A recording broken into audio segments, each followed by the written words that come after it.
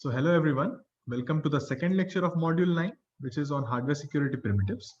So in this lecture, I would be discussing about random number generators, what exactly we call as random numbers, how do we quantify whether that stream of bits is actually random or not, and how we can use these variations in emerging non-volatile memories for generating random numbers.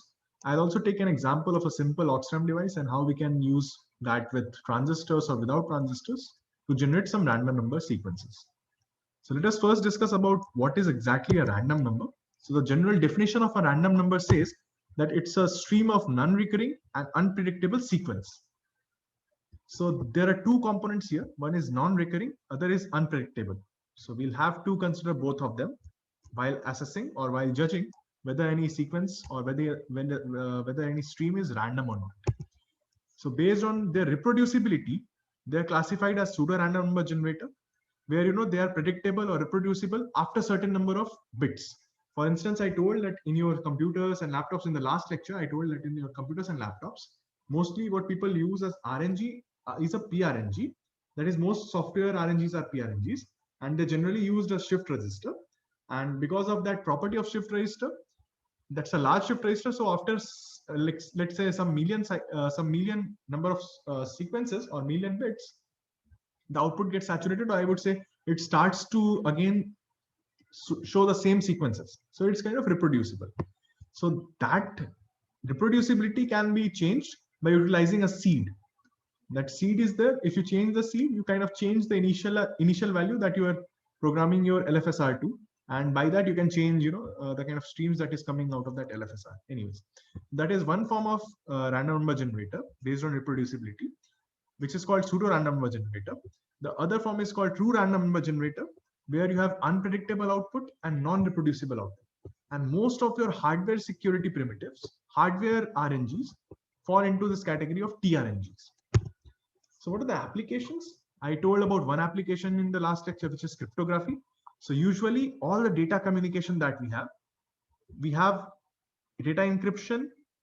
So whatever communication protocols we have right now, in all those communication protocols, we send this data in an encrypted form. And that data is then decrypted at the receiver. And the encryptor and the decryptor both use the same kind of RNG. Then there are some other cryptographic applications such as key generation. Then we utilize it for Monte Carlo simulation. It is also used for stochastic computing, for bio-inspired computing system. How? So I told that even neuron behavior is stochastic, sorry. So even the neuron spiking behavior is stochastic. So a neuron also behaves like a random number generator. I mean, if you sample its output, it will kind of give you a random stream. So even bio-inspired computing systems, such as those mimicking neurons, they also utilize some kind of a neuron, some kind of a random number generator or stochastic system. So what are the problems? The problem is that the software RNGs, they require random seed, and that random seed usually comes from hardware TRNGs.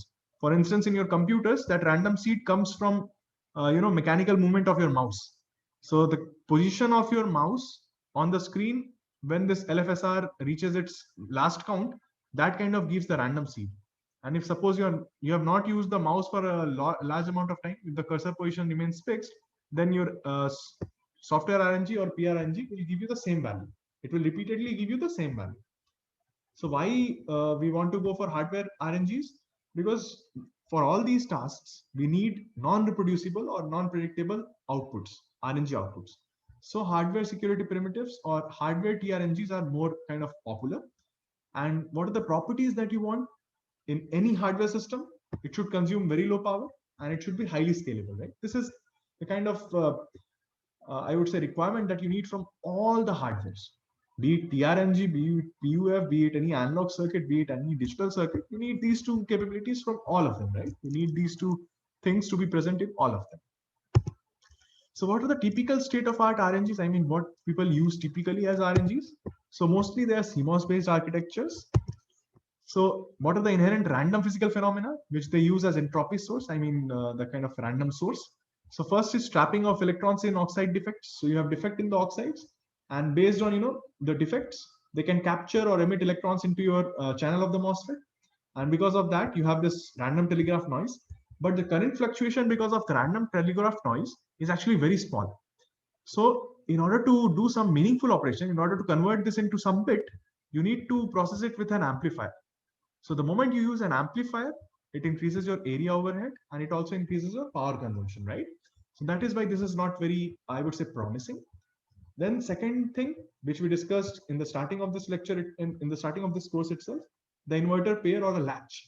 So there, if you somehow bias that latch to the C state or the metastable state, from C, whether it goes to the A state or the B state, I mean, from the metastable state, it can go to either one of the stable states. And that stable state, I mean, the direction of that translation depends upon the initial noise that the circuit encounters or that latch encounters when it is at the C state. If the noise magnitude is positive, then it will go towards the B state. If the noise magnitude is negative, it will go towards the A state. So it depends on the noise. So even if you bias your inverter pair or a latch, which I call a latch, at its metastable state and provide it with some noise or the noise which is inherently there in your latch, then depending upon direction of the noise, it will go to either A state or B state. That is also one of the kind of circuits used, but it is highly affected by mismatches. So why mismatch affected? Because mismatch in W by L of the transistors or any other parameter of the transistor affects the threshold voltage. And as such, the two lobes are not very symmetric. If the two lobes are not symmetric, then the output of the latch is biased towards one of the either A or B. So mismatches lead to biasness in the output of the circuit. And then also people use the short noise from Zener diode or the short noise in the subthreshold mode of operation of MOSFETs. So these are few of the state-of-the-art RNGs. But you can see that all of these are not very promising because they require a huge amplifier or, they are very much affected by the mismatch effects which are bound to be there in MOSFETs. So because of these conditions, people do not want to go for this CMOS kind of circuits. And also, the quality of the raw RNG output that these devices give you is very, I would say, it's not very good for performing cryptography and all. So in order to make those raw data compatible with cryptographic systems, what we do is we perform a post-processing. We either perform XOR square or something, because performing XOR of 2 bits increases its kind of, I would say, randomness. If you think about it, you will get to know. Otherwise, you can also ask me. Anyway, so they either perform XOR square. By XOR square, I mean they perform first XOR and they again XOR it with some other bit stream or something. So they do all sorts of XOR square and XOR cube and XOR h for n kind of post processing. Apart from that, they also perform something which is called von Neumann correction. They also do something which is called signal conditioning and all. So they kind of tune their samples or they tune their input voltages and all those things in order to get the maximum kind of output, I would say, in order to achieve or in order to kind of get an optimal response or optimal bit stream out of your RNG. So what is the property of optimal bit stream? That we'll discuss later. But in order to achieve that optimal bit stream, we also need to process the raw stream that we are getting out of these RNGs using von Neumann correction or that XOR square thing or a fuzzy logic or any other post-processing technique. So because of these things, the quest for a low power and scalable TRNG is still there. And that is why, we go for the emerging non-volatile memories. So what are those emerging nano devices based solutions which have been reported so far? So TRNG is using, emerging non-volatile memories such as STT-MRAM has been reported. As I told earlier also, so people exploit their probabilistic switching behavior. So you apply a weak programming condition, which has probability of going into either the anti-parallel state or parallel state of 50% or 0.5. However, what limits its use? They have limited resistance window. I told that the resistance range is in some kilo ohms, and the maximum TMR ratio that they have shown, or the R1 by R of the maximum which they have shown, is close to 5 or 6. So with this kind of a resistance window, it becomes very difficult, or the sensing circuitry has to be very sensitive, right? And it also limits the digital conversion methods. I mean, you cannot use a simple inverter. If you have a resistance range of 1 kilo ohms to, let's say, 5 kilo ohms, you cannot use a simple inverter to, convert that into some digital output, convert it into some bit stream. So you need some kind of a good sensing circuit. So that is why it makes the utilization not very practically feasible. Then you have this contact resistive RAM. So contact resistive RAM is nothing but, where your RRAM is kind of placed directly on top of your tungsten contact of your source and drain terminals. Drain terminal, basically, it's 21R structure. So there they exploit the RTN. And there's a special property about RTN of RRAMs is that RTN is high in the HRS. I also discussed this during the lectures. So the random telegraph noise is very high during the HRS state of your RMs. So they also exploit that. Also, they have exploited the probabilistic switching feature of this OXRAM devices. And since the OXRAM devices exhibit a large register window, there is no limitation on DC methods, and even an inverter can be used for converting that into random bits. So what are the novel attributes of OXRAM which can be utilized for random number generation? So first, it shows a programming pulse dependent probabilistic switching. So as I told you, instead of applying extreme threshold switching voltages like set threshold voltage or reset threshold voltage, if you apply even an intermediate value of intermediate value of voltage which is larger than the read voltage, you will definitely affect the configuration of the vacancies. So there appears a voltage at which the probability of switching becomes 50%. So you can use that to generate RNGs. Then there is switching voltage variability. Since your conductive filament formation and dissolution process is stochastic, in each cycle, the switching voltage is actually different. And it is also different between two devices on the same wafer, right? So from this also you can generate some RNGs. Then you have RTN in both set and reset state. However, it is more pronounced in reset state. Why? Because let's say you have these oxygen vacancies and there's a gap in between. Let's say we have a trap in this gap. Now this trap can capture electrons from here and then emit it here, and that way it will affect its it will change its resistance significantly. So that is why the RTN is more pronounced in reset state. Also, there is a huge current fluctuation in the reset state. Why so? Because let's say we are applying 1 volts here for resetting this device. Let's say -1 volts here to reset this device or to dissolve this filament. Once the filament is dissolved, I mean once the switching has appeared, then that entire -1 volts will appear across this, right? Because this is kind of a virtual electrode. This is also kind of a virtual electrode. So the entire -1 volts immediately after switching will appear across these two virtual electrodes. So in this region, you have a very high electric field. And you know that the generation and recombination process of electrons depends on this electric field. So if you have a very high electric field, you have a huge generation and recombination rate, and the competition between this generation and recombination rate leads to some kind of fluctuation in the current.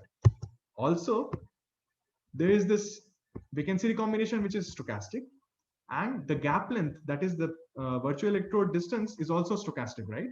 Every time you apply reset voltage, you end up having a different gap length.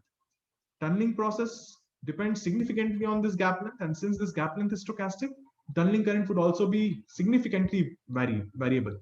So because of these factors, the reset process is much more prone to variability, and you get a current fluctuation in the reset state. Now you not only get this immediately after switching, but you also get this kind of fluctuation if you apply weak reset pulses. So if you read the device or apply some voltage which is larger than the read, then also you are kind of disturbing this vacancy configuration. Not much, but you are doing it. So if you apply some energy to these vacancies, their configuration definitely will be kind of disturbed, and that leads to discrete migration effects. That is, one or two of these vacancies will migrate, and because of that, you have larger RTN and current fluctuations. So even in weak reset, you have RTN and you have current fluctuation, just because you are disturbing the configuration of your vacancies, and you have discrete migration events. These stochastic phenomena are undesirable for memory application, right? Because you want your memory to be as uniform as possible. You want it to behave uniformly throughout its lifetime. However, you get all these variation sources in RRAMs, and all of them can actually be used for generating random numbers. So we use what is undesirable for memory application for use in hardware security, and that is how we use this kind of variations for generating random numbers with the help of OXRAM or RRAMs. So the first proposal that I gave when I was doing my PhD during a course project, what I did was that I used OXRAM. I just characterized it. So when I characterized it, I applied different pulses across it, and I just checked the switching behavior. So immediately at this point where it shows a spiked switching, the current drops significantly. That is, the device switches from LRS to HRS. You see that there's a huge current fluctuation, right? So if you sample the current immediately at this value, at 10 microseconds, or let's say at the end of this, then what you observe is that the currents are really different. So in order to change this current into resistance, what I did was, in order to change this current into voltage, what I did was I first exploited the reset transient current fluctuation, because it's happening when you are applying pulses. and you are sampling the current values at a particular instance of time. So it's transient. So R1 has been used in series with this aux-ramp just to convert this cycle to cycle resistance variability or the current variability into voltage, and then feed it to a level shifter, and then that is being fed to 8-bit ADC. So ADC is kind of generating digital numbers corresponding to the value of voltage across this, which is proportional to the value of current, which is fluctuating in this R. So the applied pulse simply switches this aux-ramp from LRS to HRS in each cycle. And after that switching, this current value actually fluctuates, and this fluctuation in the current is translated to a voltage. And the ADC, depending upon this voltage, gives some random numbers. So output of this proposal one gives you something like this. So if the sampling instance one output is shown here, this is the voltage across R1. Sampling instance 2 is shown over here. If you look these graphs carefully, what you'll observe is that some voltages are more prone, or some voltages are more probable. I would say that these voltages are more probable because these represent stuck at fault. This represents stuck at LRS fault. So your RM devices also show this stuck at LRS or stuck at HRS kind of problems. So these devices are not able to switch, and they are showing you stuck at LRS problem. And these are very much probable. I mean, these are repeating after cycles. After they are repeating with a high frequency and after several cycles. So it is not actually random because even you can predict it just by looking at this distribution, right? So it's not truly random. So it can be used for PRNG. However, as I told, that current fluctuation in reset state is not sufficient for generating true random number sequence. And that is what we need out of your hardware RNGs. So then I came up with this proposal, which is based on a transistor where at the source and drain ends, you have aux-ramp. And we have chosen our voltages across this top electrode and bottom electrode in such a way that the voltage drop across these R-ramps is in the weak reset regime where the fluctuations is large. So here we are not using the switching kind of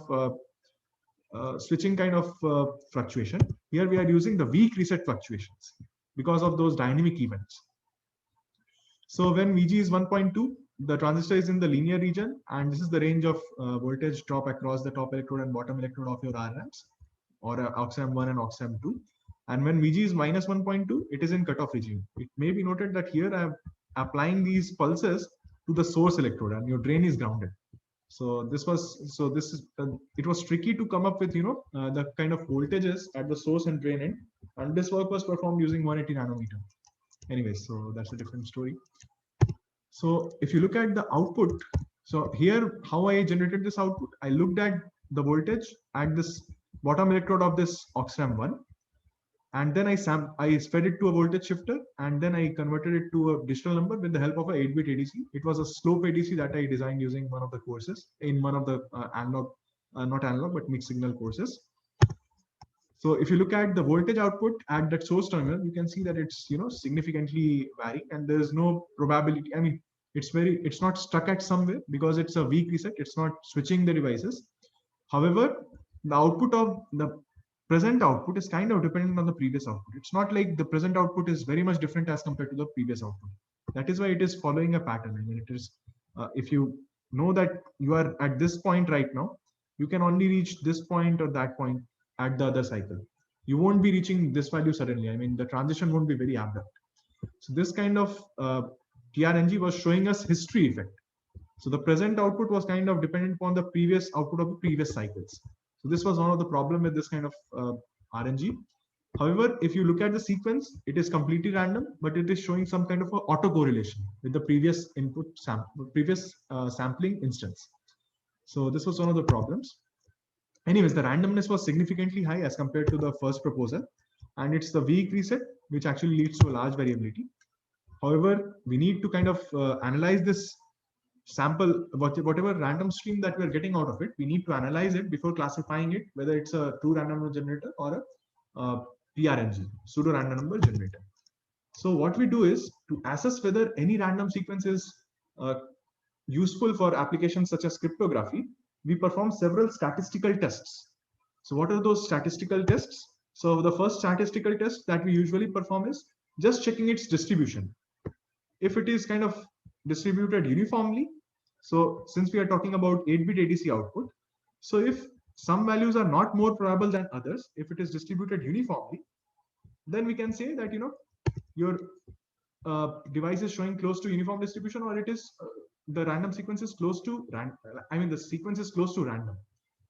Then we also perform what is called a chi-square test to assess the performance RNG. It basically tells you the actual value of it. It's basically the difference between the actual value of the distribution and the expected value. So if your chi-square is small, it simply means that you are not able to predict it with any usual distribution. So if you compare the chi-square of your sampling one, the first proposal with the second proposal, you can see that the second proposal has a very small chi-square chi-square value as compared to the first. These are some of the statistical tests that you can do. These are very primitive statistical tests. There are some other, very strong statistical tests. There are dedicated test suites. So there are dedicated statistical test suites such as NIST test suite or die-hard test suite. So for instance, this NIST test suite, which is the most common kind of a test suite for analyzing the randomness of any sequence, what it contains is, it contains 15 different statistical tests like that uniformity test, histogram analysis, or the chi-square test, and 188 other tests. And each of these tests has a certain pass rate. So they have made a standard kind of thing that, okay, if your random sequence passes these 188 tests with this amount of pass rate, so each of those tests has a specified pass rate. For instance, the uniformity has a pass rate of 45%. So if the uniformity is 45% of your random stream, it can be classified as random. Sorry, if the uniformity is 45% of your stream sequence, it can be classified as random. Similarly, you have other pass rate values for different kind of schemes. So what I did was I also performed this die-hard test. So die-hard test also has these different statistical tests. You can read about these statistical tests in detail in their manual. So NIST test suite, and in the die-hard test suite is having a manual which is like 200 pages long. If you want to know about all those tests, you can go ahead and read those manual if you are really interested. They are statistical tests, nothing else. They just compare autocorrelation, cross correlation, and this uniformity and all those things. So I performed the die-hard test on this kind of a sequence which I was getting out of my second hybrid proposal, where I used 2 aux amps with our transistors. And what I found was these were the probability values, or these were the probability values that I was getting for my random sequence that was coming out of the second proposal. And the result was that it passed all of these tests. Since it passed all of these tests, so I can say it with confidence that my my RNG was generating a true random number sequence. So this is how you generate any random number sequence and then test whether it is true random or it is pseudo random. So with that, I would conclude this discussion on hardware security primitives. I'll upload one more lecture on ferroelectric FETs.